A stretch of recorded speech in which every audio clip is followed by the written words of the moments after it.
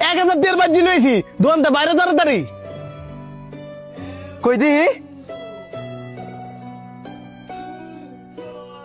কিরে সব তুই শুরু বাদ জানলি আতশবাজি কই? আরে বেটা আত্মসবাজি ছাড়া জমবো নাকি?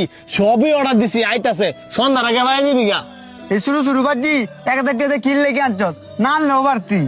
আরে বাবা এডি বিকেলে সন্ধ্যা পর্যন্ত মারমু আর বড় ডি মারমু রাতের 12টার পরেতে। এই যে তোরা বাজি ফুটাবি এই ক্ষণিকের আনন্দের লেগিয়া অন্য সবার তো ক্ষতি করবি। ক্ষতি? আমরা অন্য কারো ক্ষতি করতেছে মুখের লেগা? আমরা কি কারো ঘর যায় বাজি মারমু? আমরা তো বাজি মারমু রাস্তা কাটো।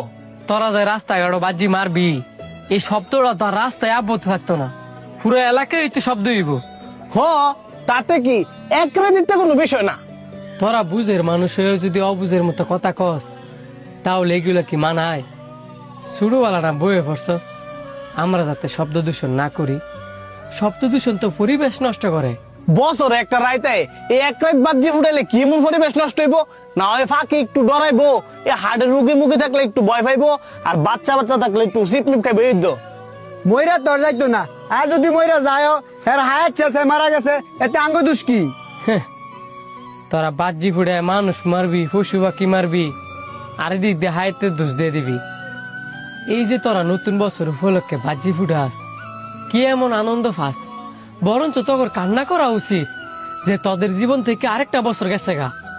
এই যে এতটা খরচ কইরা তোরা বাজি আনস, ডিজে বাটি বাজাস, এতটা নষ্ট না কইরা গরিব মানুষ তো দান করতে পারস, নিজের বাপ মার তো কিছু উপহার দিতে পারস। দেখবি এরা মনেতে দোয়া করবো, এতে করে তোর আয়ু বাড়বো। দেখ তোরা ক্ষণিকের আনন্দের লেগিয়া বরঞ্চ অভিশাপের বাগিদারস। হরে বন্ধু, আমরা সবই বুঝি, সবই জানি, তাও জানি না হইনা এই পাপ কাজ গুলা করি।